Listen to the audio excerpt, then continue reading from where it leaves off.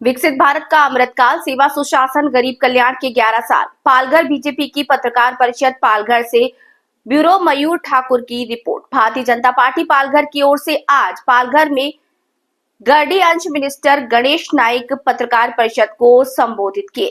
4 लोकांना त्या गोष्टीचं बळी व्हावं लागलं। मी पनवेलमध्ये जाऊन त्या कुटुंबाला भेटलो, डोंबिवलीमध्ये तिन्ही कुटुंबांना भेटलो। त्यावेळेला तिथल्या पत्रकारांनी मला विचारलं तर काय, तर म्हणजे संपूर्ण देश फ्रीज झाला, म्हणजे रक्त साठलं। परंतु त्या कालखंडात सुद्धा मी म्हटलं की देशाचं नेतृत्व याचा बदला घेतल्याशिवाय राहणार नाही। तर जुनी क्लिप जर तुम्ही जर शोधली तर मी बोललो होतो त्याची तुम्हाला बस त्याच्यानंतर 1.5-2 महिन्यामध्ये ज्या पद्धतीनं एअर स्ट्राईक केला, आता कोणी काय म्हणू की काय लहान मुलांच्या काय व्हिडिओ गेम कोणाला काय म्हणतात त्याचे कर्म। परंतु मी एक सांगतो असं का ज्या पद्धतीनं पाकिस्तानला धडा शिकवला, चायनाचे ड्रोन म्हणजे चायनाचे मच्छर मारण्याचे जे येतं काय म्हणतात त्याला रॅकेट ते एकदा पडलं तर ते कामातून जातं। म्हणजे तुम्हाला कल्पना आहे का, एकदा पडलं ना तर ते बिघडतं। अशाच प्रकारचे ते ड्रोन होते आणि जे पाकिस्तानला कौतुकाने त्यांनी दिले होते त्याची बेचिराख होताना आपण सगळ्यांनी बघितलेलं।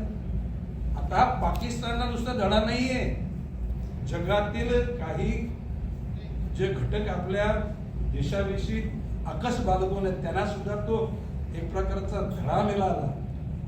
आणि आपल्याशी थोड्या प्रमाणात सहमत असलेल्या लोकांना सरकार मित्र बंधू आणि भगिनी, आपल्या देशाचे पंतप्रधान माननीय नरेंद्रजी मोदी यांचा पंतप्रधान पदाचा 3रा कालखंड सुरू झाला आणि त्याच्यातलं 1 वर्ष संपलं, ज्याला आम्ही विकसित भारताचा अमृतकाल अशा प्रकारचं नामकरण त्याचं केलं। सेवा सुशासन गरीब कल्याणाची 11 वर्ष अशा प्रकारची चर्चा आणि जनसामान्याला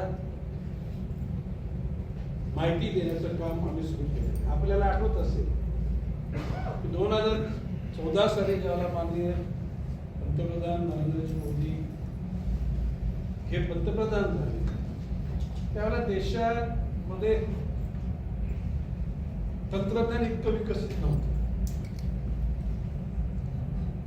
आज क्षणाक्षणाला तंत्रज्ञानाचा विकास हा गतीने वाढतो। हे निश्चितपणे खरं आहे की भारतीय जनता पक्षाचं हे जे देशाला सामर्थ्यवान बनवण्याची भूमिका आहे, पहिला देश नंतर पक्ष नंतर मी स्वतः, ही आमची पक्षाची काळची भूमिका आहे। परंतु ही संपूर्ण रचना ही संघ परिवाराच्या विचारातूनच रचली गेलेली आहे, हे कोणी नाकारण्यात अर्थ नाही। आणि म्हणून सामर्थ्यवान देश निर्माण व्हावा। सामर्थ्यवान देश म्हणजे की त्या देशाची दहशत लोकांना वाटावी असं नाही, किंबहुना टू बी डेव्हलप कंट्री म्हणजे विकसनशील देश आणि टोटली डेव्हलप कंट्री म्हणजे विकास झालेला देश।